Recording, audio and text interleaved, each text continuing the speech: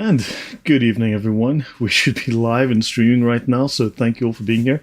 It is 7:30 Poland time. It's 6:30 UK time. And we have Sergeant Grinch. Welcome. Just Janice, Konospiros, BBB, Horse, of course. We have the Thunderous One in the chat. That's fantastic. Thunderous, how are you? I'm fine. Thank you very much for asking. And hello to everybody in the chat too. And it's nice to feel like we're a fireside chat on a Sunday afternoon for the people that tune into us on a Sunday. Yeah, that's great. Yeah, well, everyone says we're a great team except for Lloyd. Oh, echo. So let me turn down the volume. Thunderous, just say something, and let's see if we can cut down on the echo. Hi, everybody. And oh, sorry, there seems to be a little bit of a reverb. I can't see where it's coming from my end. Yeah, guys, are we still getting reverb?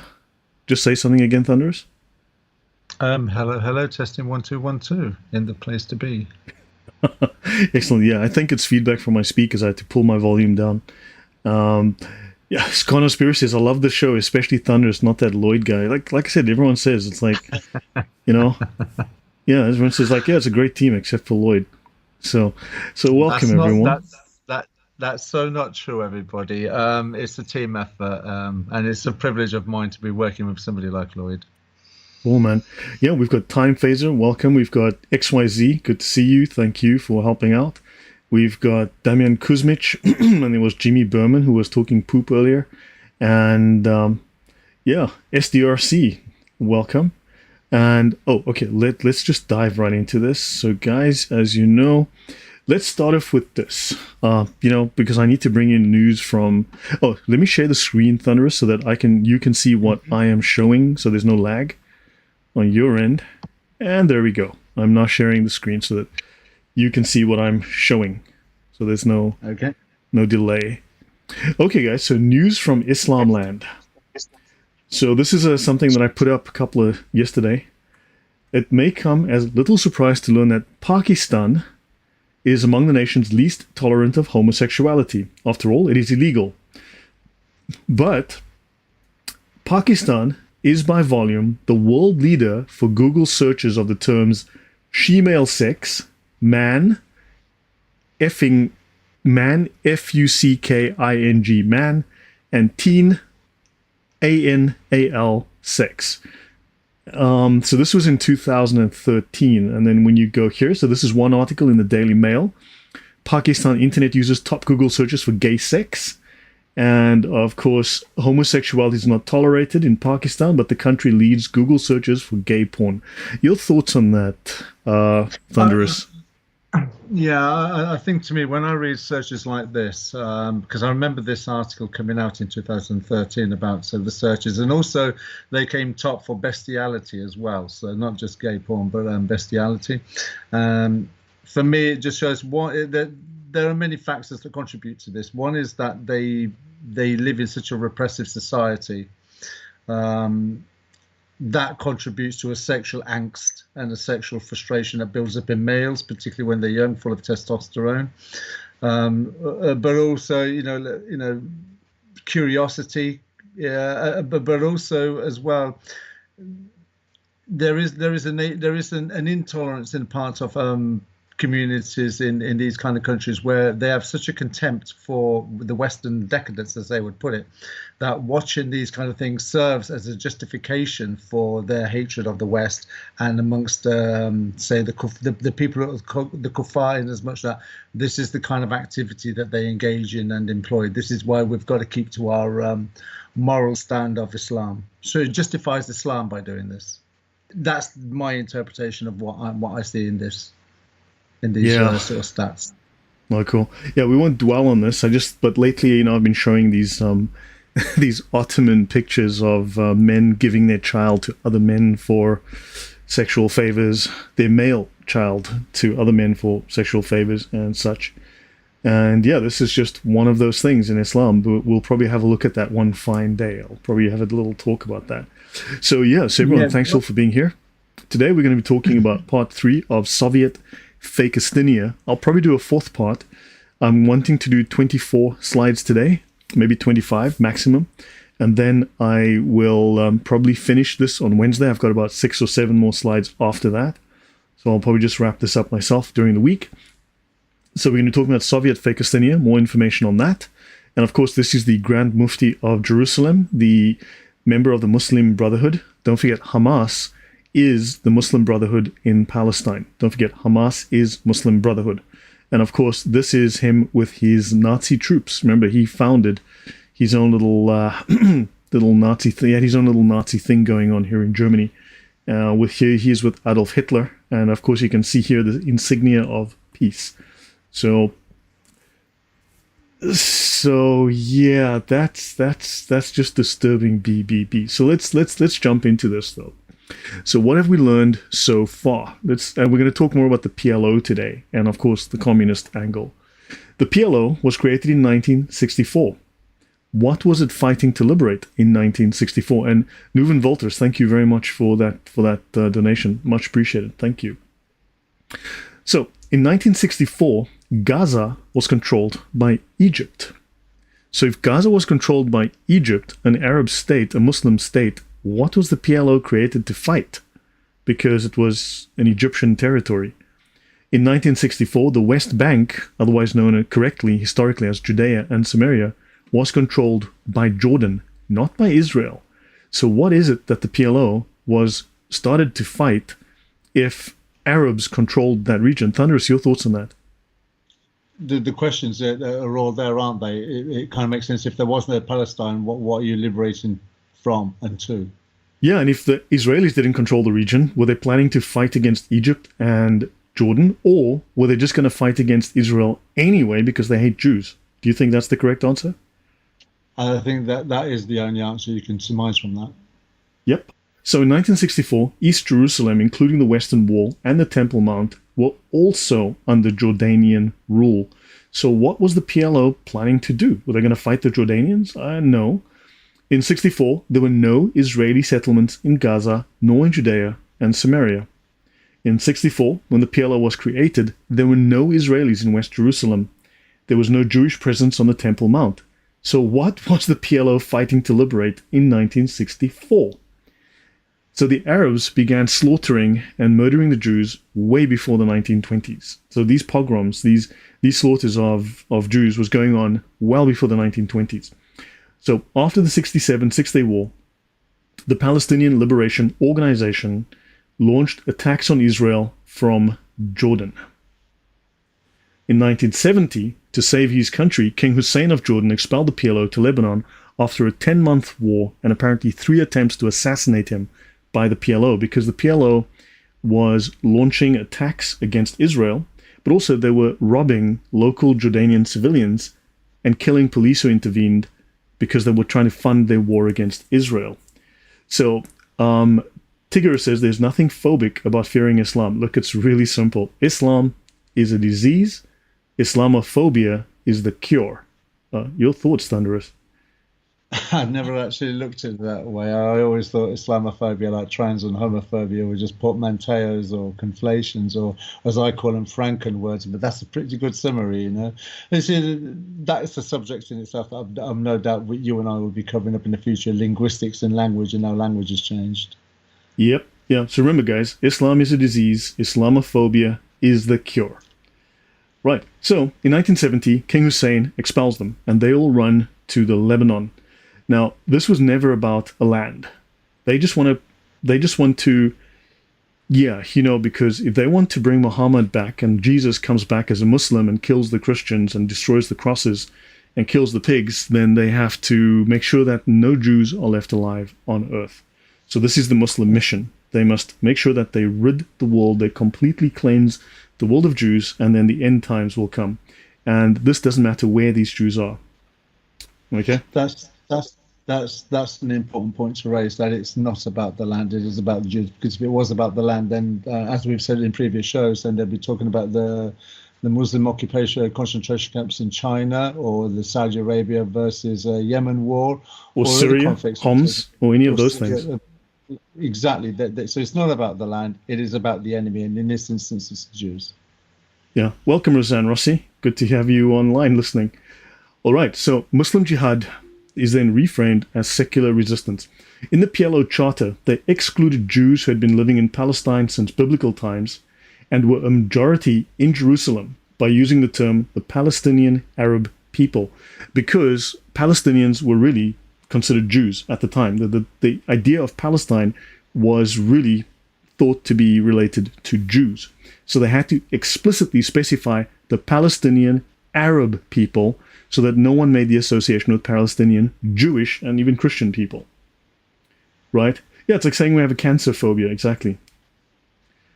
So now, Ceausescu, right, the Romanian communist dictator, I've got a typo there, influenced Yasser Arafat under Soviet pressure to reframe his objective from wanting to destroy the Jews. So Yasser Arafat was giving the message that, yeah, I hate the Jews. I want to make sure that I rid the world of all Jews. And Ceausescu had to explain to him, look, that's bad PR. You want to seek liberation for the Palestinian people in Israel. That's what you want, rather than claiming that you want to murder a bunch of people you don't like. So that was the little PR stunt that they pulled to create from a jihad narrative to a secular resistance. Any thought, Thunderous, before I go on? Yeah, it reminds me when in the Piers Morgan show recently, where Piers Morgan interviewed a doctor who used the common default of one man's terrorist is another man's freedom fighter. So you can see the linguistical change here from seeking to destroy Jews, but liberating Palestinian people from Israel. So the objective is the same, but you've hidden it behind linguistics to one that's more that will be condemned in society to one that's more palatable in society. Correct. So the strategy of framing the Arab-Jewish conflict as a secular nationalist struggle for political self-determination instead of a religious jihad was a brilliant PR move. Understand, the left, communists, your socialists are very good at PR. So it made it less offensive and then fully acceptable to the West. So this shift in focus ignored the fact that Israel is a very small state facing existential threats from surrounding Arab states with much larger populations, and this is unfortunate because there's lots of Christians, Catholics, Protestants, and the like who refuse to understand the actual doctrine that is within Islam. But as Muslims have a religious obligation to kill infidels and to reclaim any previously Muslim-controlled land. And Muslims within their Sharia have a religious obligation to murder all Jews to bring the end times, right? And yes, sorry, yeah. So I was just going to say that's why they had to change the strategy from it being a religious jihad to a secular nationalist struggle, because you're hiding the religious text and motivation. Because once you open up that kind of worms, you're opening it up to other things that Islam wants to hide behind an iron wall as far as ideology is concerned. Right. Yeah, so Arabs in Palestine have been engaged in a religious jihad since at least 1929. They massacred 69 Jews in Hebron and others elsewhere, egged on by the Nazi Mufti, the Muslim Mufti, Hajj Amin al-Husseini. He was the Nazi Grand Mufti of Jerusalem and a member of the Muslim Brotherhood. Now, I've had numerous comments from Muslims and other sympathizers saying, you're lying. It's like, okay, it's an established fact. The man was with the Nazis all the way. So, yeah, but it's embarrassing, so they don't want us to talk about it. Yeah, and it's working because all of the hollowhead college students repeat the propaganda verbatim. I know, yeah. So, now, this Nazi Mufti imported the Brotherhood's vicious jihad doctrines into Palestine from Egypt. Jihad became liberation. Religiously motivated attacks on Jews were turned into resistance. That's why Hamas is technically called the Islamic Resistance Movement. And it's resistance from oppression that's motivated by secular nationalism. And when Arabs attacked Jews, they claimed they were resisting. That's why on October 7th, that was resistance. Murdering civilians, raping women, beheading them, killing men, and kidnapping, which is against all laws of war. That's resistance. You see, you murder civilians first. Women and children first, right? That's the Islamic rules of war, correct? Thunderous? Yeah, absolutely. They will claim that it's not, but there's not been a war in history where Islam has been involved and women and innocents have not been murdered. Right. So Hamas, a Muslim Brotherhood, Now, the Muslim Brotherhood creed is Allah is our objective. The Prophet is our leader. The Quran is our law. Jihad is our way. And dying in the way of Allah is our highest hope. I think this is pretty clear. This is the Muslim Brotherhood creed, and Hamas is a wing of the Muslim Brotherhood in Palestine, as I'll show here. Thunderous, anything you want to say on this point before I go on?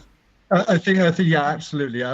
This is the thing, you see, where people tend to use such terms as fundamentalism or radicalization as such. It's not. This is Islam.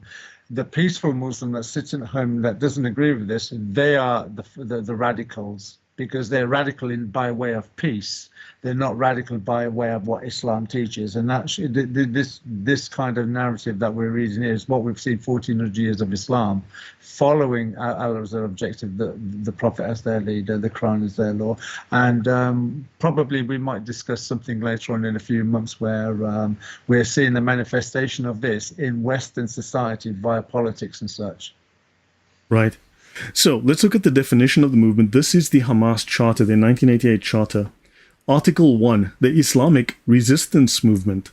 The movement's program is Islam. Now, there's one particular Catholic woman, I have to specify, who contacted me, who was trying to imply that Islam is Satan, basically, fine. But she refused, under any circumstances, to listen to anything regarding Islamic doctrine. She claimed this was nothing to do with religion. This was nothing to do with Islam.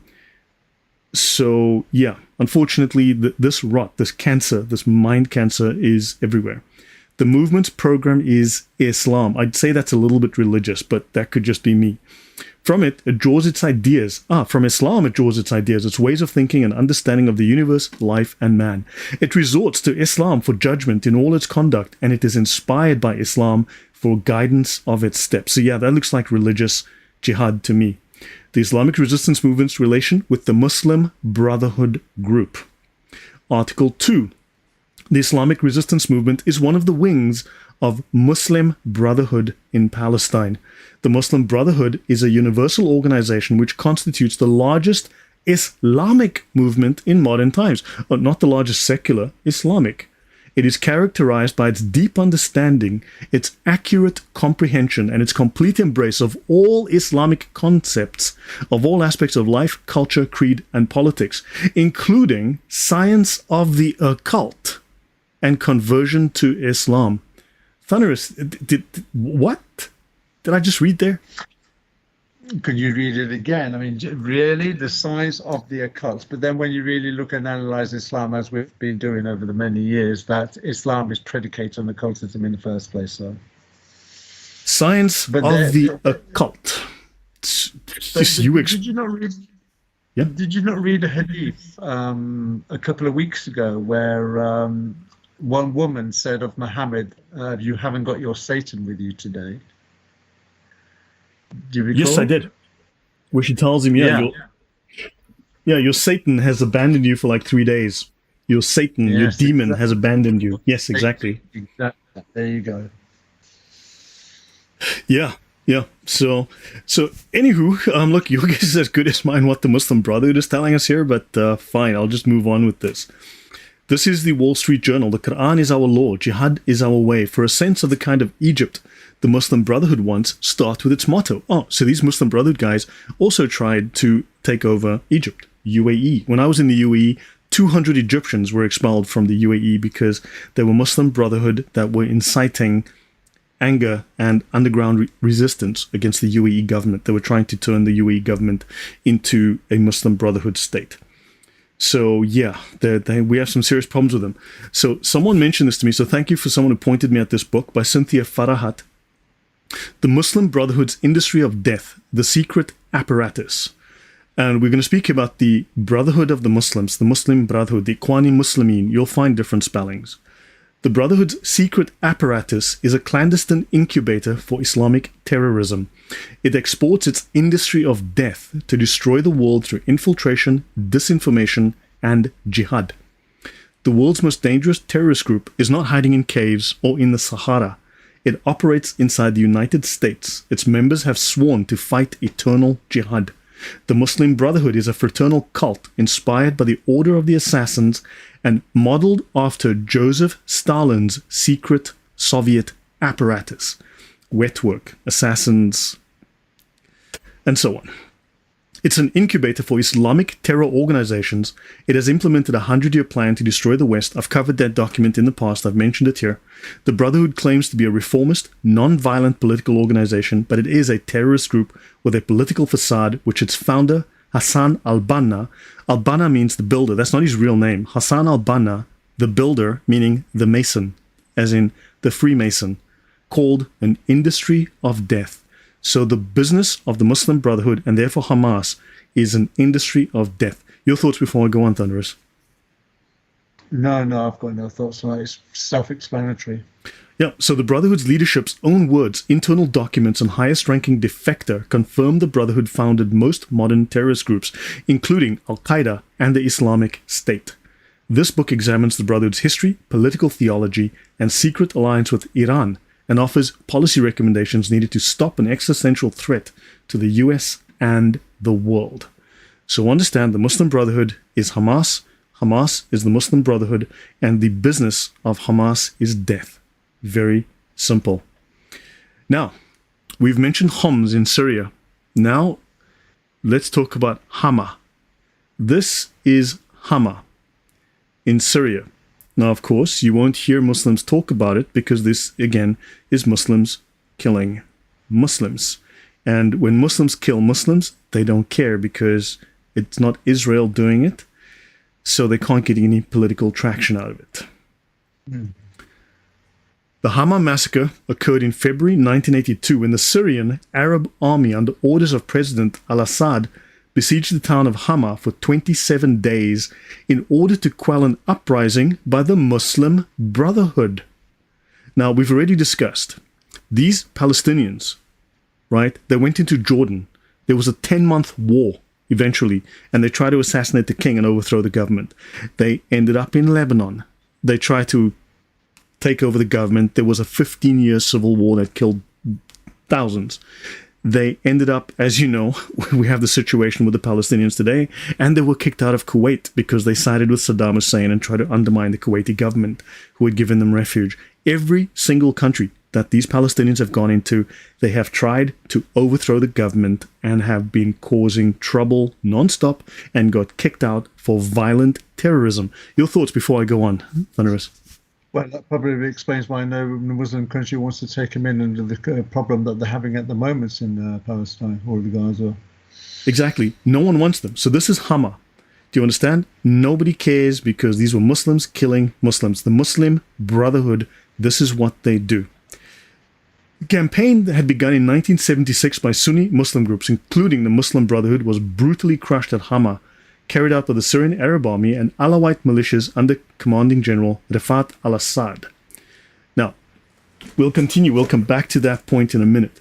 So let's talk about Zionism and the 1964 PLO Charter, and we're back to General Ion Mihai Pacepa, right, and his book Disinformation. So this is the former spy chief, the highest-ranking defector from the Soviet Union, and he talks about the strategies to undermine freedom and attack religion and promote terrorism. After framing of Pius XII as Hitler's Pope, and I've discussed that in my Hitler series, I've got a separate video on that, the Kremlin made anti-Semitism an international movement. In 1975, Yuri Andropov used the United Nations to brand Zionism as evil. The Soviet bloc, Desinformatsia machinery, worked around the clock to persuade the leaders of third world countries to adopt a UN resolution declaring that Zionism was a form of racism and racial discrimination. Presented as an Arab initiative, the resolution was drafted in Moscow. Moscow is a very famous Arab capital, right? It's a very famous Muslim Arab capital, Moscow, right, Thunderous? You couldn't get further from it, could you, really? An atheist state. Yeah. It was communist. Oh, good grief. How could I make a mistake there? Supported by the PLO leader and KGB puppet Yasser Arafat. Article 18. The claims of, this is from the Muslim Brotherhood Hamas Charter, again, their constitution. The claims of historic and spiritual ties between Jews and Palestine are not in agreement with the facts of history. Now, the technical term for that is bullshit. Or with the true basis of sound statehood. Judaism, because it is a divine religion, is not a nationality with independent existence. Article 19. Zionism is a colonialist movement in its inception. Weird how they've been giving up land to just have peace and have a very tiny piece of the world, but they're colonialist.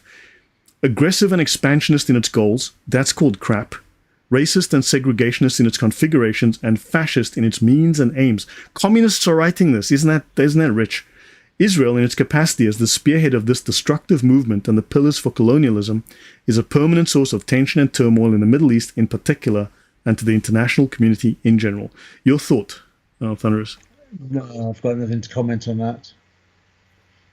Yeah, I think that's pretty straightforward. I mean, so let's have a look at the PLO and the Soviets. This is the Stanford Review, Stanford's independent newspaper. Okay. The Deception of Palestinian Nationalism, from Christopher Fish from 2008. Historically, the Palestinian desire for statehood and need for liberation was invented by the Soviet Union. It is no coincidence that the blueprint for the PLO Charter was drafted in Moscow. The PLO Charter was drafted in Moscow. That's an Arab country, right? Moscow is an Arab country with a lot of Muslims running it, right? Yeah, and Moscow is his capital. Moscow, sorry? Moscow is the Islamic State's capital, outside. Oh, yes, the capital. Yeah, I forgot. Yeah, it's in the Moscow East or something like. Yeah, I know. My geography is not good. So it was drafted in Moscow in 1964, and it was approved by 422 Palestinian representatives, hand-selected by the KGB. Is that KGB, National Liberation Army of Bolivia, in 1964, with Ernesto Che Guevara. So the same group that created the National Liberation Army with Che Guevara also created the PLO. And of course the Liberation Army of Colombia. Now these liberation fronts were seen by the USSR as centers of Marxist indoctrination and opposition to democratic movements. And then the Middle East, the only foothold of the democratic West is Israel. The only democratic country in that part of the world is Israel. And nurturing the PLO to undermine Israel was quite natural for the Soviets, who not only helped fund and establish the PLO, but also trained and supplied its terrorist operations. Yeah, nothing to do with the KGB. This is all just harmless stuff. Thoughts, Thunderous, before I go on? A tool for a proxy war. A tool for a proxy war. Fantastically said. Yeah, very well said. So, Article 24 of the original PLO Charter reads, this organization, the PLO, does not exercise any regional sovereignty over the West Bank in the Kingdom of Jordan, in the Gaza Strip, or the Himma area. Hold on. If the PLO, the Palestinian organization, doesn't have authority in Gaza or the West Bank, then what are they claiming? Well, they're claiming that this terrorist organization started by the KGB has control over Israel, or desires to control and completely conquer Israel. In 1968, Article 24 was amended to include a claim on the West Bank, you see, because originally they weren't interested in that bit of land. They wanted to wipe out and control all of Israel. At the time of the original drafting, Jordan and Egypt controlled the West Bank and Gaza after illegally annexing them following the War of Israeli Independence in 1948. So they'd held onto that land for 20 years. When Israel declared independence, they attacked, they stole this land, they'd held onto it for 20 years. So the PLO wasn't trying to get land back from Israel. So that story is nonsense. Only after Israel had gained these territories in the War of 1967 that the Palestinian Arabs suddenly were interested in controlling them. So yeah, your thoughts, Thunderous, before I go on. No, go on. That's self-explanatory. Yeah, so autonomy in the West Bank and Gaza was never the PLO's goal, right? In 1970, U.S. Secretary of State William Rogers suggested that the West Bank and Gaza be given up by Israel in return for peace. And this has happened many times, right? This plan was accepted by Israel. They said, look, we will give up a part of our territory. We will actually give up land of ours. These colonizers that just want to steal everyone's land, they gave up the Gaza Strip. They gave up the West Bank. They gave up the Golan Heights. They gave up the whole Sinai Peninsula because they're stealing land. Yeah. They're just giving things away because they're hoarders. This plan is accepted by Israel, by Jordan, and by Egypt. Yasser Arafat, the PLO, the KGB leader of the PLO, rejects it. And later he attempts to overthrow King Hussein of Jordan, which just shows how peaceful these Palestinians are. So Ion Mihai Pacepa, KGB officer and former chief of Romanian intelligence, he's assigned to handling Arafat. Now, Pacepa recorded many of his conversations with Arafat when they met in Romania at the palace of the very brutal dictators Nicolae and Elena Ceausescu, who were murdered, as you know, by their own people. In these conversations, Arafat states that his only intention is to destroy Israel because it is a jihadi war. It's religiously motivated jihad on his behalf. Any thoughts before I continue? No, that's just it. And that's the important point that people need to keep remembering. This isn't about land or assets. This is about the removing of Jews from the face of the earth. Yep, simple as that. Anti-Zionist equals anti-Israel. So I know I had a bit of a disconnection there. Let me just double check because I had a little bit of a disconnection earlier on my stream. So yeah, am I still connected correctly, guys? Seems fine to me. Yeah, because it's buffering again. So yeah, it seems to be back to normal, but I have gotten a warning. Okay, so those who are anti-Zionist are really anti-Israel and anti-Jew. That's all it is. So after the War of 67, Israel inherited Arab refugees living in the West Bank and Gaza. They were forced to live there in the period of Egyptian and Jordanian control from 1948 to 1967. Israel offered to return these lands that had won in this 1967 war, which included the West Bank, Gaza, the Sinai, and the Golan Heights, in return for a peace treaty. This offer was rejected. Now, this is originally Israeli land. Okay, historically, this is originally Israeli land. And they're offering to give it up if they will just give them peace. This offer is again rejected by the Arab countries in the Khartoum conference that happened in 67. So, in his biography, Arafat, Terrorist or Peacemaker, Arafat claims this moment as one of his greatest diplomatic victories, which is to deny them from taking the land and offering peace, because they do not want peace. They absolutely, positively don't want peace.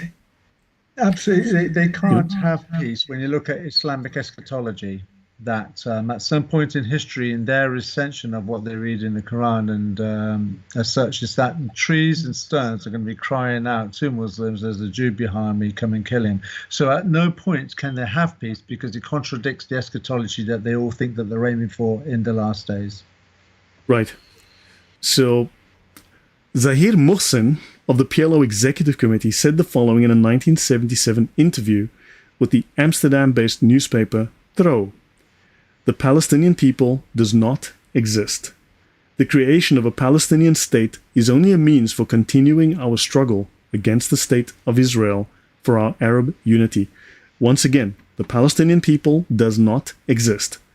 The creation of a Palestinian state is a means for continuing our struggle against Israel. That's all it is. In reality today, there is no difference between Jordanians, Palestinians, Syrians, and Lebanese. Only for political and tactical reasons do we speak about the existence of a Palestinian people, since Arab national interests demand that we posit the existence of a distinct Palestinian people to oppose Zionism. The establishment of a Palestinian state is a new tool to continue the fight against Israel and for Arab unity. So, yeah. So that would also make sense to, in another sense, why all the other Muslim countries do not want to take the Palestinians beyond their borders by keeping them in Palestine at the moment, justifies the continuation of the war against Israel. Fair point. Once they take them back, they've got nothing, they've got no leg to stand on. Yeah. Exactly. So they want to keep them there because that's a thorn in the side that they can use, or that's like a crowbar in the crack that they can use to try to use as a lever.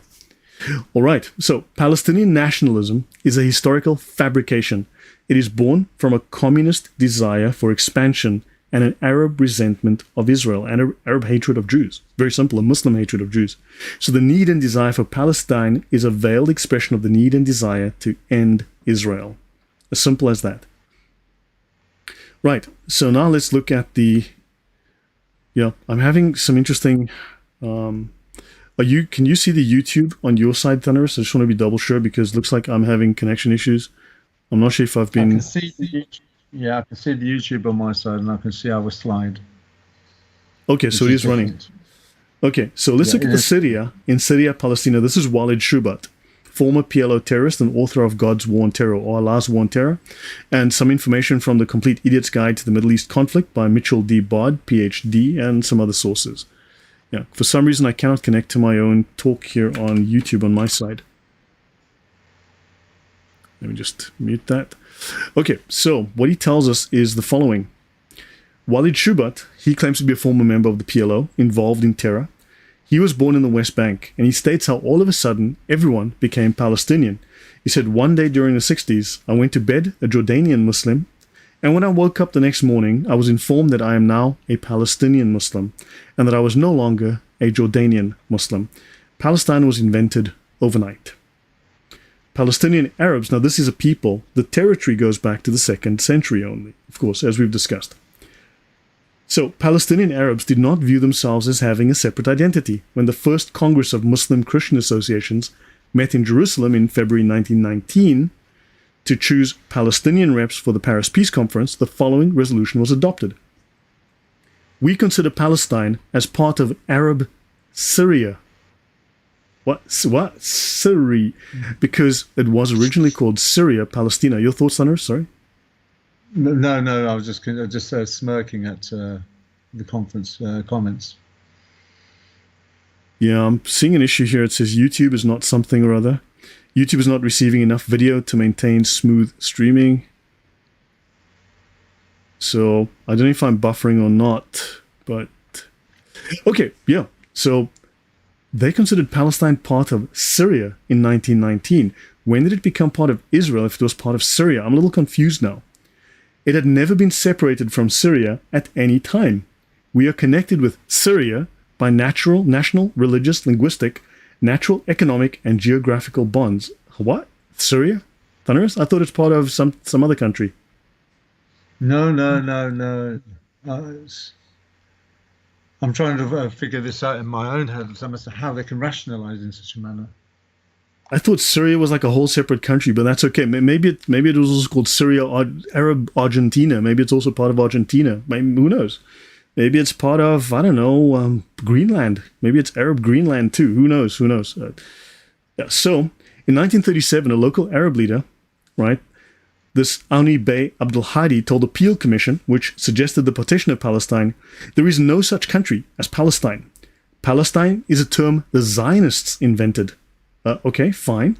There is no Palestine in the Bible. There's not even a Palestine in the Quran. Our country was for centuries part of Syria. Are they serious? Thunderous? Part of Syria? The mind boggles. Yeah, I'm starting to, my brain is like... So the representative of the Arab Higher Committee to the UN echoed this in a statement to the General Assembly in 1947. When he said Palestine was part of the province of Syria and the Arabs of Palestine did not comprise a separate political entity, they're part of Syria, then maybe they should go to Syria. I don't know, maybe they should go get bombed by al-Assad, like he bombed them twice in Homs and in Hama. Okay, so they went to Syria and they got bombed the crap out of them, and then of course, because they're troublemakers and wherever they go, they start a war against the local government. So a few years later, Ahmed Shukri, later the chairman of the PLO, told the Security Council, it is common knowledge that Palestine is nothing but southern Syria. Mm. Okay, I thought this was Israel, but now I'm confused. Any thoughts before I go on? Yeah. No comment. So, it's part of Syria. They're Syrians. So, there's this article, What's in a Name? Okay, so let me just bring this up. Right, you can see this article. It's a real article. Okay, this is from the Jerusalem Post, but whatever motives the Arabs had for their war of extermination against Israel, liberating Palestine for the Palestinians was not on their agenda.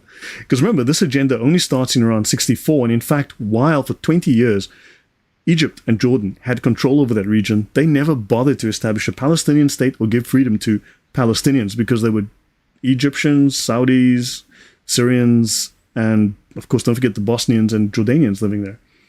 Right, so understand, so this is well worth reading. You might have a good time reading this, but notice, this was called Southern Syria. right? Following his country's defeat in 1918, he founded the Jerusalem branch of the Syrian Al-Nadi Al-Arabi, the Arab Club, in 1919 and began writing articles for the Jerusalem newspaper called Surya Al-Janubiyya, or Southern Syria newspaper. So Husseini, who are they talking about? Oh, they're talking about the Hajj Amin al-Husseini. Hajj Amin al-Husseini was writing a newspaper called the Southern Syrian newspaper. Not Israel, not Syria. Do you understand the conflict here? Do you understand the confusion this is causing, Thunderous? Oh, absolutely. Yeah. So this, and of course, Hajj Amin al-Husseini was born in Jerusalem, a backwater village in the Turkish Ottoman Empire. So he's called Hajj because he made the Hajj in 1913. And of course, he was an artillery officer in the Ottoman army, which is really, really interesting. Okay, so there we go. So that's a little bit about Syria. Interesting stuff. So 70% plus of Jordanians are Palestinians, right? And since we cannot defeat Israel in war, we do this in stages. We take any and every territory that we can of Palestine and establish sovereignty there. And we use it as a springboard to take more. When the time comes, we can get the Arab nations to join us for the final blow against Israel. And that's Yasser Arafat. So they are utilizing propaganda warfare to defeat Israel because they cannot face them in outright war. Mahmoud Abbas at the UN said 65 years ago on this day, the United Nations General Assembly adopted Resolution 1812, which partitioned the land of historic Palestine into two states and became the birth certificate for Israel. Now, Palestinian Authority President Mahmoud Abbas wrote his PhD thesis denying various aspects of the Holocaust. He delivered a speech in 2018 where he appeared to defend Nazi Germany's decision to murder Jews because, as you know, the Palestinians supported the Nazis. The Palestinians had a Nazi youth club, for instance. I showed the flag. The Palestinians and other Arabs joined the Nazis, and they fought for the Nazis. They even formed a Nazi SS division. The Grand Mufti of Jerusalem was literally a Nazi working with Hitler. And of course, the Israelis are Nazis, but the Palestinians were Nazis. And there was never a Holocaust, but they deny that there was a Holocaust, but they want to create a Holocaust, and Hitler didn't go far enough, and Hitler should have finished the Holocaust. Does that make any sense, Thunderous? Because I've heard all of these claims, and they don't. Yeah. Yeah, no, it's beginning to make sense if you're looking at it from the Quranic perspective. Yeah. So he suggested that historical persecution of European Jews had been caused by their conduct, not by their religion. I like this. That's a really good quote. Actually, that's really, really interesting. That's actually really interesting. Nazis for Gnostics. Really smart. Really good. Yeah. Okay. So understand. So he's saying that the Jews misbehaved and therefore they had to be killed. They had to be put down. Well, if you've got Palestinians causing civil war wherever they go, undermining the government, then they deserve what they get. Simple. It's their behavior. It's not their religion. It's their behavior. So look, turnaround is fair play. Transjordan, later known as Jordan, was created in 1921 as a homeland for Arab communities, including the Palestinians. That's these two states they're talking about here. It was established under British mandate for Palestine, encompassing the eastern part of the region to separate the Arab areas from the west, which had a Jewish population. And that western area became the Jewish homeland. And this decision was influenced by the 1922 League of Nations mandate. Any thoughts, Thunderous, before I continue? No comment.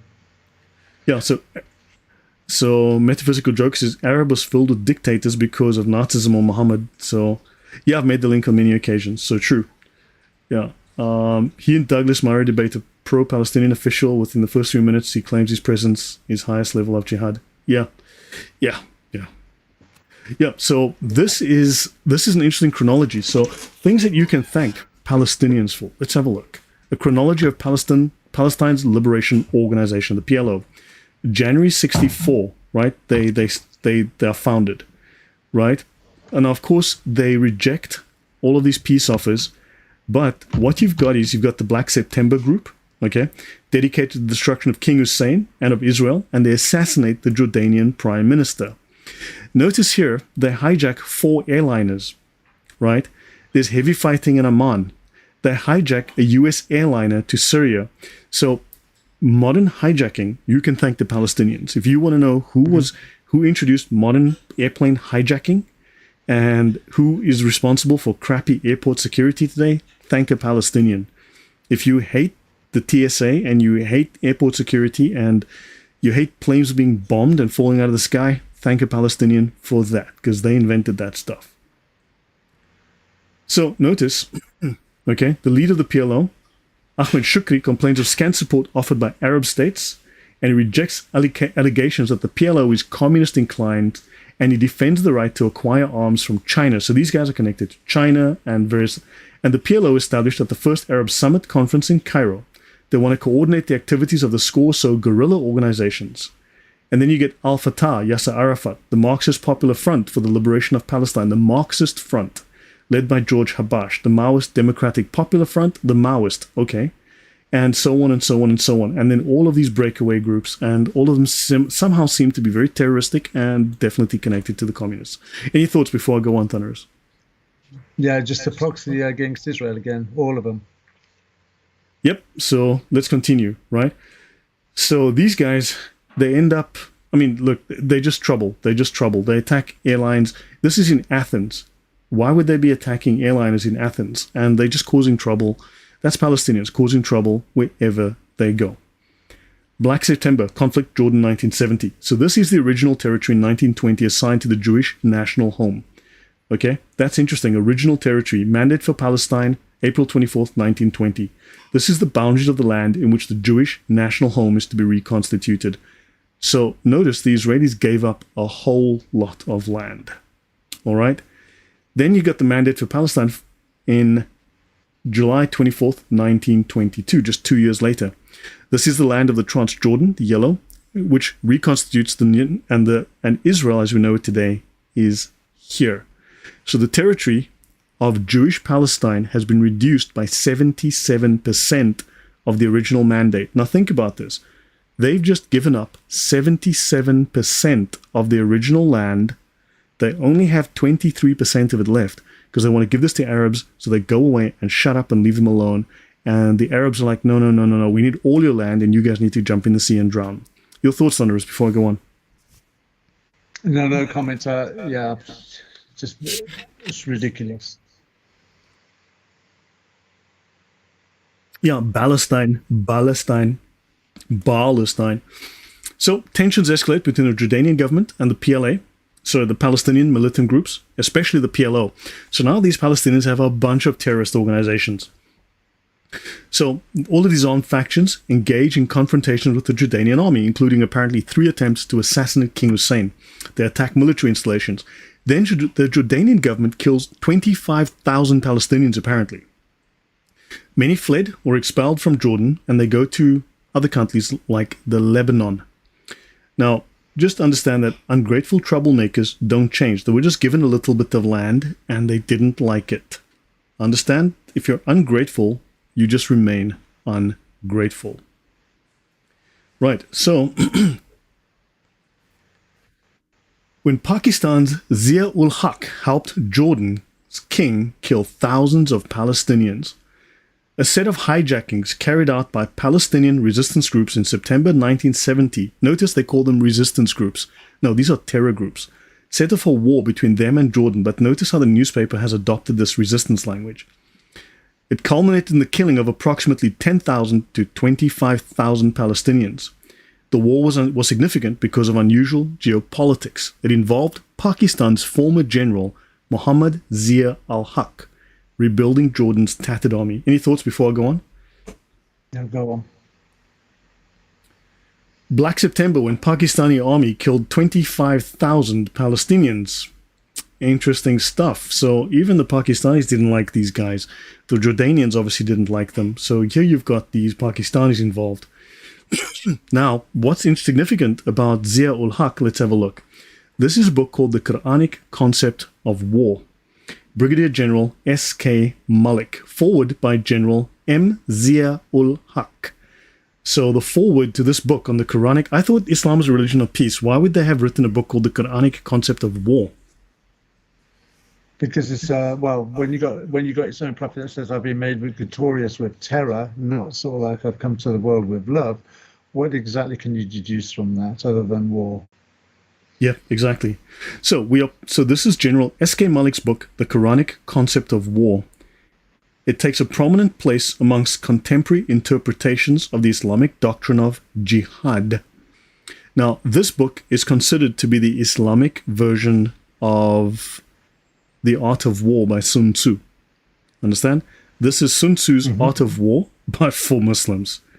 Now, they speak here, this book was found on captured and killed jihadist insurgents in Afghanistan. They were reading this.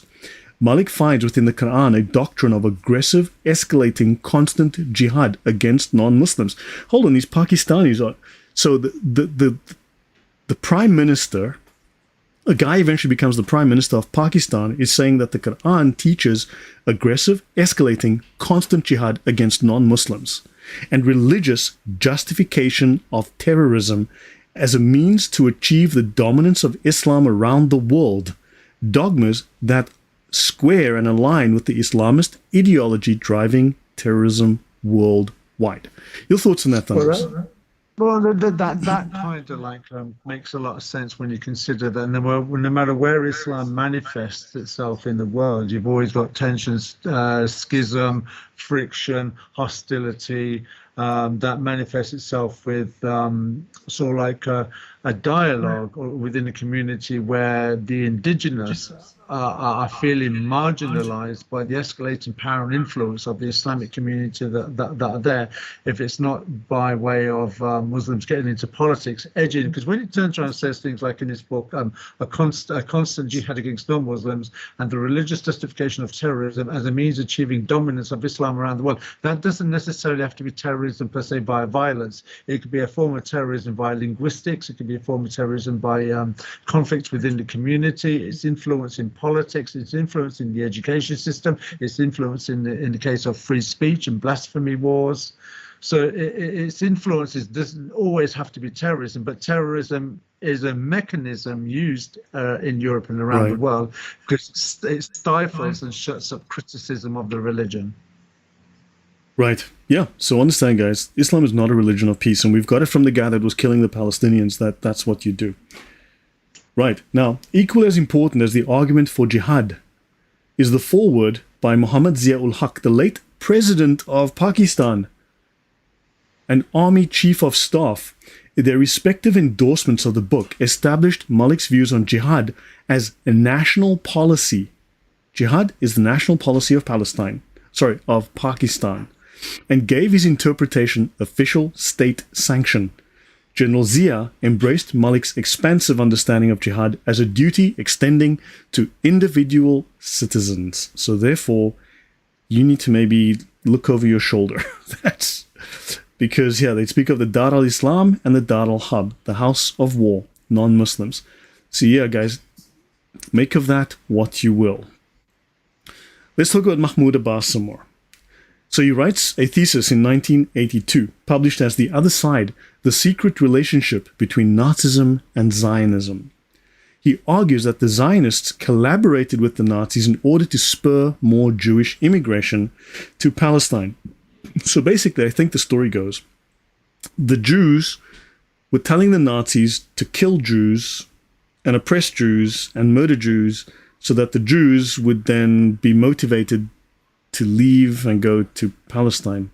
Okay, fine. The Zionist movement, it explains, led a broad campaign of incitement against the Jews. So the Jews were inciting the Nazis to kill the Jews in order to arouse the government's hatred of them, to fuel vengeance against them, to expand the mass extermination, to lead to a motivation to get another homeland. So, Thunderous, your thoughts on that? That's a heck of a conspiracy. I mean, the mind boggles. The Zionists, he says, were the Third Reich's partner in crime. The Zionists were in bed with the Third Reich to kill themselves. Thunderous, your thoughts on that? To be honest with you, I've heard some conspiracy theories, and there are conspiracy possibilities and conspiracy probabilities, but this is kind of flat Earth level conspiracy. Very interesting. Thanks for that. It claims that the figure of 6 million dead has been exaggerated for political gain, suggests 1 million as a more reasonable estimate. I mean, Poland alone lost 20% of its population. 20%. And we all know how much Hitler hated Jews. So, I mean, like, if he was willing to murder 20% of Poland, I mean, he wasn't going to spare time saving any Jews. Abbas has never fully repudiated his claims and has regularly reaffirmed its core arguments, saying in 2013 that he had 70 more books that I still haven't published, proving the Zionist partnership with the Nazis. That figure of 6 million, can I just comment on that? Because that reminds me of the conversation that you and I had earlier on this year with reference to Jehovah's Witnesses, because you and I conversed briefly about Jehovah's Witnesses, and they were known as purple triangles. They were also in the concentration camp. So if people want to question the figure, there's another authority when they come knocking on your door, bothering you, that you can actually question about to get the figure, whether these figures are accurate or not as well, because they will have the figures. Yeah, and also we can look at, I mean, the numbers before and after, but yeah, that's a story for another time. So yeah, so Abbas argued that the Zionists joined forces with the Nazis to inflict an atrocity on European Jewry. So the Zionist Jews joined forces with the Nazis to ask the Nazis to murder the Jews, so that the Jews would be okay, whatever. In other words, he cleverly crafted a position that allowed him to acknowledge the Holocaust while still blaming the Jews for the Holocaust. So he couldn't deny the Holocaust, so he said that, yes, the Holocaust happened, but the Jews caused it. Smart. Yeah, these are suicide by Nazi Jews. And so you can see this more in Mahmoud Abbas' dissertation in Tablet magazine. So you guys can have a look. Just look for Mahmoud Abbas's dissertation. And you can just see, so... Okay, now, let's have a look. This is something really, really fascinating. This is the Petit Larousse Illustré, Nouveau Dictionnaire Encyclopédique. Right? So my French is terrible. I don't speak any French whatsoever. But this is the Small Larousse Illustrated French Encyclopedia, or Dictionary and Encyclopedia. So let's have a look. This here is Palestine, of all things. This is on archive.org. We can actually just go there. I'm going to bring it up. It's going to load. This is actually a real book. It's busy loading, as you guys can see here. That's an actual real dictionary. And notice here, Thunderous, what do you see there? Well, what is this? What am I looking at? I'm seeing the Star of David there, so with the flag country bearing its name. That's Palestine. The Star of David and Palestine. Do you see like here? Yeah. What group of people choose to use the Star of David as its insignia? Hold on, Arabs. I'm pretty sure it isn't Arabs. Definitely Arabs. Yeah, Arabs. Right. Help me out here. Help me out. Well, I don't know. It's either the Arabs, but I thought that the Arabs had the motif of the sun, the moon god Sin as their symbol, or some swords, or both. Yeah, I don't know. I'm battling to understand here. So this is by Auger Claude, 1854 to 1924, director of publication. It says here publication date 1924, but I don't think this is necessarily correct. But it says here 1924, not 1948. Okay, whatever. Right, so let's go back here. Oddly enough, they actually have here the Germans as well. So this has to be 1930 plus. This has to be a 1930 plus printing. All right. So you've got the Nazis here as well. Okay, but I'm pretty sure that this is Palestine. With the, yeah, definitely with the Star of David. I'm pretty sure I read that right. Okay, so now let's continue. This is the flag of Palestine in 1939, and here again we have the flag of Palestine. So, 1924 Palestine flag. The flags of Palestine shows it was a Jewish territory. Okay, Palestine was a Jewish entity during that period. There was no Palestinian nationality before the 1960s. There was never a Palestinian people. Israel was renamed in the 2nd century by Hadrian into Syria Palestina. Okay? Larousse French Encyclopedia, 1939. The appendix lists the current flags of the world in alphabetical order. Germany, you saw, flew the swastika, showing that this is pre-1945. According to international law, a state of Palestine under a Class A mandate existed from 1920 to 1948. During this time, all of its major institutions were Jewish. As we showed before in the previous episode last week, or this was like the Palestine Philharmonic Orchestra is today the Israel Philharmonic Orchestra. Same with the Jerusalem Daily Newspaper was the Palestine Daily Newspaper. So the name Palestine had a Jewish connotation to Europeans, while Muslims rejected it, arguing that this Jewish Palestine thing doesn't belong to us. You know, we are Arabs. Now, the 4,000-year-old Jewish homeland, otherwise known as the Land of Israel or the Holy Land, was all synonymous with Palestine. Okay. So hold on, what is Jeffrey Malaki saying here? What is Jeffrey Malaki on about? So Jeffrey, I need to know if I need to throw you out the door, because honestly, you need to just clarify exactly what you're trying to say, because I do not have an interest in listening to nonsense. So the British, acting as the legal mandatory governing the mandate, partially managed the state with the help of Jewish auxiliaries until the Jews gained their official sovereignty in 1948 through their Declaration of Independence. So Arabs rejected the partition proposal. So the Arabs rejected the partition. We don't want it. They believed that they could defeat the Jews and seize the entire territory. And for those who are watching, guys, Thunderous's link is in the description as well. So please go to his channel, give him a subscription.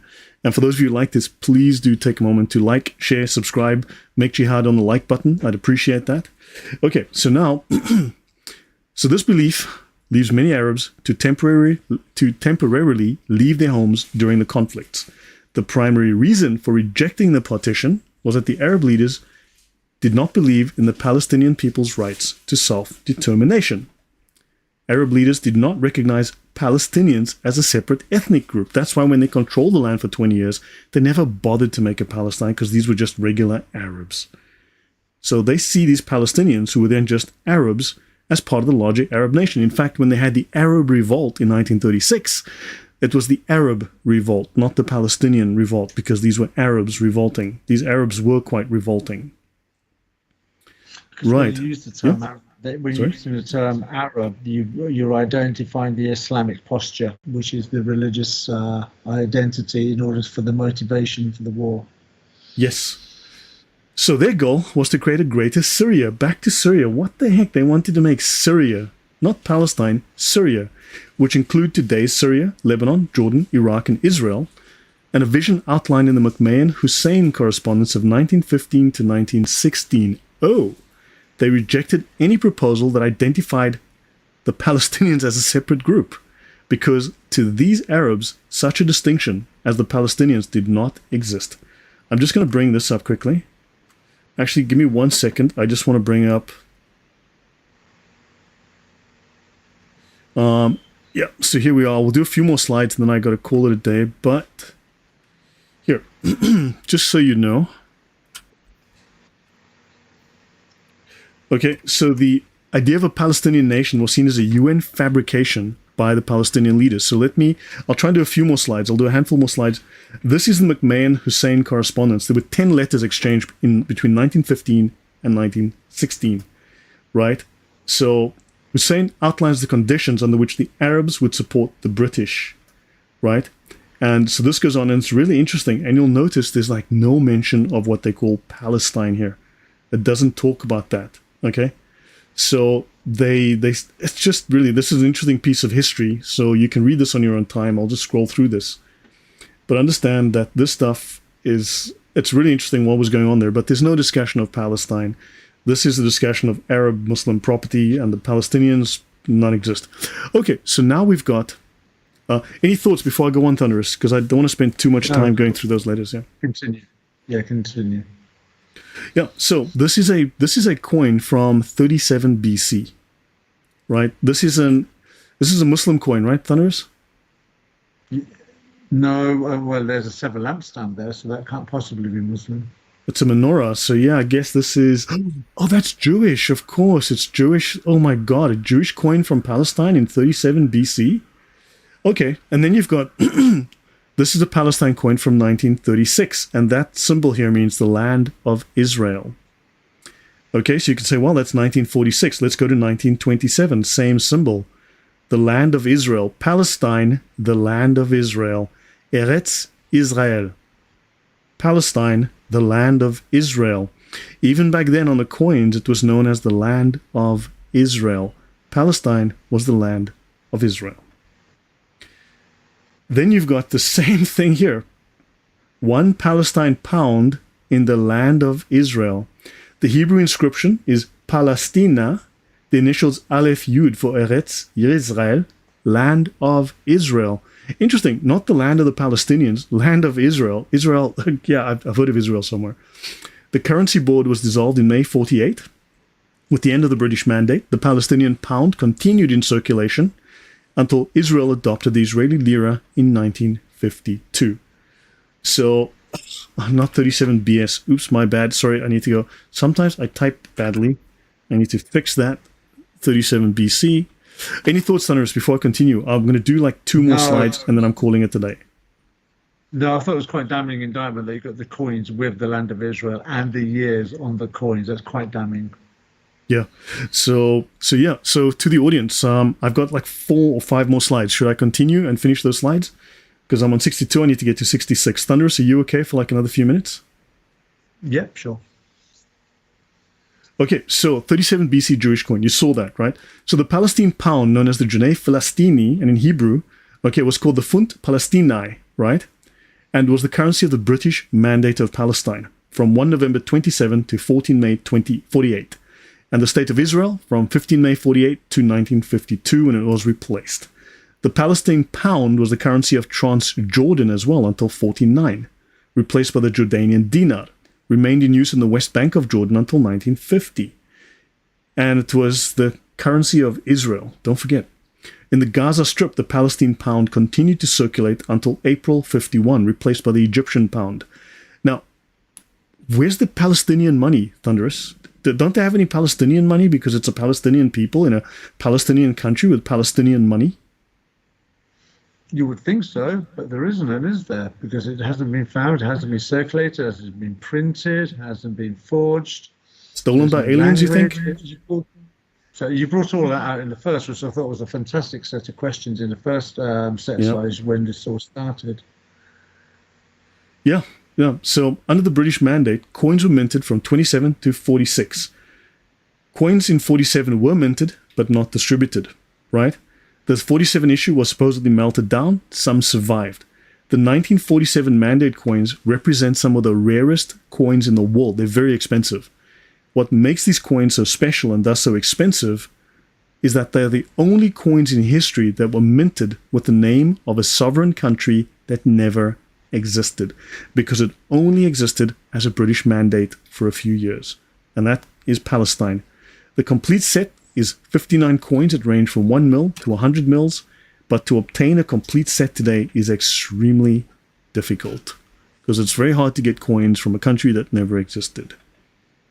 Right, let's go back to this guy, Zahir Mohsen from the PLO. So he's an executive committee member, and he says in 77, the Palestinian people does not exist. The creation of a Palestinian state is a means for continuing our struggle against the state of Israel for our Arab unity. Today, there is no difference between Jordanians, Palestinians, Syrians, and Lebanese. Only for political and tactical reasons do we speak about the existence of a Palestinian people. Since Arab national interests demand that we posit the existence of a distinct Palestinian people to oppose Zionism, he means here to oppose the Jews, to oppose the existence of Israel and the Jews. So Coyote asked, what's the name of the book mentioned? I think, wasn't that Disinformation by Ion Mihai Patsepa? And then I've also had the Quranic Concept of War. Thunderous, your thoughts, go on. Yeah, I was just going to say that, I was going to comment on this next year when we do the other discussion we're going to have, but Islam pretty much works. I don't know if people are familiar with England football teams, particularly, or fans rather, of the 70s, 80s and the 90s, and soccer hooliganism as it was, where it was a culture where one team's bunch of fans will fight, have a violent confrontation with another bunch of football fans. And this will happen periodically when teams would meet. But come an England game, they all unite. And it's very much like the Muslim world. The Muslim world is very much full of violence and bloodshed between all the rival factions. But come in a situation where the Jews are involved, or the Muslim prophet is slandered, then they all unite in unity. Good point. Fairly good point. Yeah, yeah. So he says, for tactical reasons, Jordan, which is a sovereign state with defined borders, cannot raise claims to Haifa and Jaffa, while as a Palestinian, I can undoubtedly demand Haifa, Jaffa, Beersheba, and Jerusalem. However, the moment we reclaim our right to all of Palestine, we will not wait even a minute to unite Palestine and Jordan. So the PLO is saying once they take Israel, they're then going to turn their sights on Jordan to make Jordan part of Palestine, to make it one country. Now, the Jordanians, they already tried that with the Jordanians. It was a 10-month war. They got kicked out. So in other words, these guys are looking at being colonialists, and they're looking at being violent to overthrow Jordan once more and take that land and make it one big fake Palestinian state. Any thoughts, Thunderous, before I go on? Well, the first thought that came into my mind is because it was previously from the biblical narrative in the Hebrew scriptures, Jordan was a part of the nation of Israel. So it seems like they just want all of the Holy Land, as it were, that was once a land that the Jews had inherited. Yeah. Yeah, so now the Middle East is a Muslim mess. Lebanon is falling apart. I've been to Lebanon several times. Beautiful place, falling apart. Syria has already fallen apart. Jordan and Egypt are not stable. Been to both places. There's a Muslim war in Yemen. I've avoided Yemen, luckily. I was supposed to go there and work, but never ended up there. Iraq, Iran, and Afghanistan are in chaos. Syrians kill 20 of their own people a day, at least. If Israel was to kill 20 Arabs a day, there would be violent demonstrations in the Arab world and in European countries. But of course, because it's happening in Syria, they don't care. Do you think Jordan is aware of this? Villainous, that's a very good question. Do you think the Jordanians is aware of the PLO's desire, or the Palestinians' desire to take over Jordan? Thunderous? I should think that they are very much aware of that, or that's part of the endgame agenda, yes. So from my side, Villainous, yes, the Jordanians are aware of it, because remember, Hamas's PLO is Muslim Brotherhood. Hamas is part of the Muslim Brotherhood. Jordan is very aware of what the Muslim Brotherhood is up to. The Muslim Brotherhood has tried to infiltrate the government, and the King of Jordan is very well aware of what the Muslim Brotherhood is up to. So yes, there is tension there. They are aware of it. So that's something they're aware of. Do you know how many children have died so far in the civil war in Yemen? No one cares. Seriously, Arabs are killing Arabs in Yemen. Nobody cares, because why? They can't blame Israel for it. Simple. Very simple. So you can't blame Israel for it because it's Muslims responsible, so it is ignored, because hypocrites are going to hypocrite. It's that simple. Roseanne Rossi says, I'm home. I drove too fast. I'll have to listen to the rest later. Okay. Right. No worries. We'll catch you later, Roseanne. So now, have you ever Googled women's rights in Egypt? Women don't have much. Okay? Some of the basic rights that Western women enjoy will never be enjoyed by Egyptian women or women in Saudi. No one cares, right? So hypocrites be hypocriting. Let's have a look. Second last slide, guys. I finish in 2 minutes. So if you claim to be outraged about what Israel is doing, but you don't care about the things that are happening in the region, Muslims killing Muslims, you don't care. You know you don't care. No one cares. Even the Muslims don't care, right? Then you are a hypocrite. They're all hypocrites, right? There is little democracy, human rights, and women's rights in the Arab Muslim world. Do feminists care? Absolutely not. The British at the end of the world... Yeah? Sorry, I didn't mean to interrupt there. Go on, please. That's fine. Yeah. Yeah, as far as human rights are concerned, aren't all Muslim countries, or majority of Muslim countries, always in the top 10 for human rights, and in particular, always heading up the women's rights or non-rights, as the case may be. I think it was only about 10, 15 years ago that women in Saudi Arabia earned the right to drive their own cars. But when you have an ideology that says that a woman's only 50% intelligence as a man, or that a woman can annul a man's prayer just by walking in front of him, or a woman can be beaten, that pretty much tells you. But I'll finish on this one comment as far as women's rights concerned. There was a reporter and a poet in Saudi Arabia who said that it's impossible for Arab women to go to hell because you can't go there twice. When you've got a Muslim reporter saying that, what does that tell you about the conditions of women's rights in these countries? Wow, horrible. Yeah. So the British at the end of World War I invented two nations, Jordanians and Palestinians. Two nations that never existed before. Oddly enough, the Jordanians just got on with their lives. The Palestinians try to kill their king and overthrow the government. Because I guess the Palestinians just like killing people. It just seems to be the Palestinian thing to do.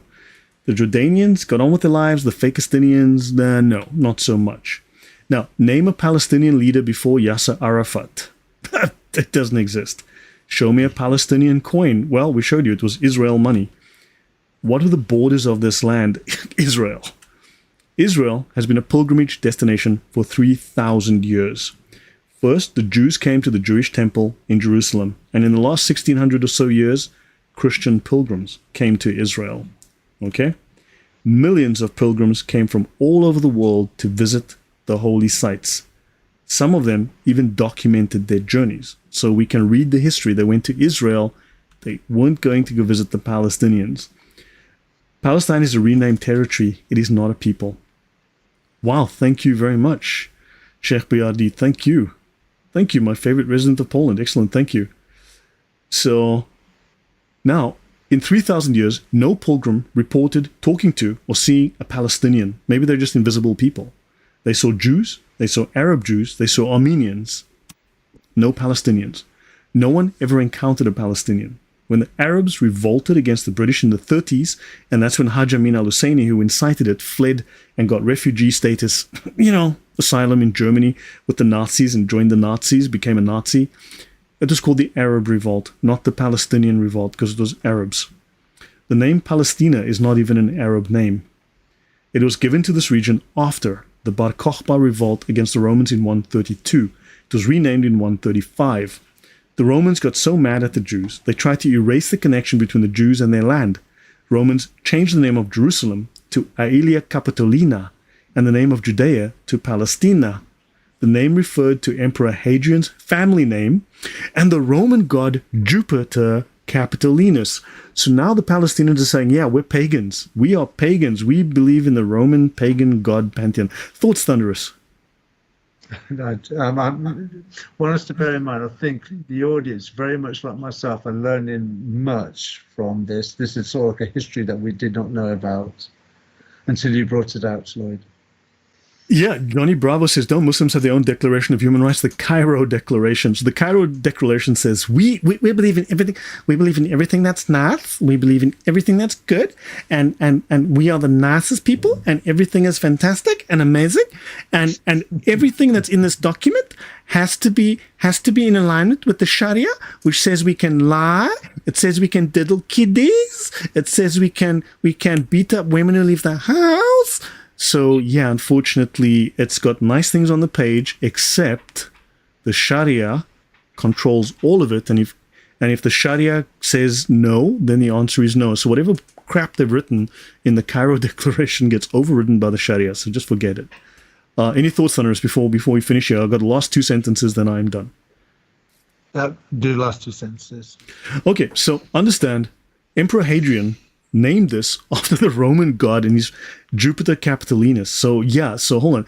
Palestinians, maybe you need to go back to, I don't know, you need to decide whether you are freaking Canaanites, then you need to go to Lebanon, or if you are Greeks or from Spain, because that's where the sea people came from, that's where the Palestinians, the Philistines came from. So you need to decide whether you're from Europe and head off to Crete, or whether you are freaking Jewish Roman pagan worshippers. Sorry, Roman god pagan. My brain's going to explode. So the change of name was part of the Roman Empire's policy to erase Jewish identity and assert control over the area. So the Roman god Jupiter Capitolinus, so it was a pagan territory. It was never a freaking Arab territory. So yeah, I'm sorry. Just the basic history says that these people are talking crap. The term Palestinian refers to Muslims, Christians, and Jews who were born during the time of the British Mandate only. There was like a 19-year mandate. Few individuals today possess Palestinian birth certificates. Very few people. If you were born after the mandate, you were classified as Israeli, Jordanian, or Egyptian. As simple as that. So guys, I could go into, wait, let me just do one more thing. Just add some detail to that. Okay, so let me just add some detail here, just for the audience's sake, to explain that last statement. So, following the end of the British mandate for Palestine in 1948, the region experienced significant political change, right? The establishment of the State of Israel led to the creation of Israeli citizenship for those born in the Israeli-controlled territory. The West Bank was occupied by Jordan, and residents of that area were considered Jordanians. The Gaza Strip was administered by Egypt. Its inhabitants were given Egyptian citizenship. Therefore, depending on the location of your birth after the mandate, you are classified as Israeli, Jordanian, or Egyptian. But of course, they weren't happy with that. They wanted to, they wanted to go on a killing spree. So that's it from me. That's everything from me. So we're done, and I'll do a final episode tomorrow. I've got about 7 more slides. I need 7 to 10 more slides maximum. I need to finish that, but hopefully you have learned something useful. If you do find value in here, what I do here, please do support the channel. Links below in the description. And please do like, share, and subscribe. Tell your friends, but the story you're being told is just pure propaganda. The facts of history say something else. And Thunderous, last word to you. No, I'm sitting there amazed yet again that you're able to bring up a subject that is particularly current and topical as far as the news is concerned. It's very much dividing people, and the divide amongst people are those that perhaps don't have an interest, but those that are particularly ignorant. And you're able to go into the history of something and bring out so much history, from coins to names to governments that are involved, and put it all together in a manner and present it in such a manner. Very much, I think, before the show started, I commented to you that you should actually be a teacher or a lecturer, and you kind of responded back saying that you have done that sort of thing. So that really comes through in the presentation that you've done tonight, and I really appreciate it.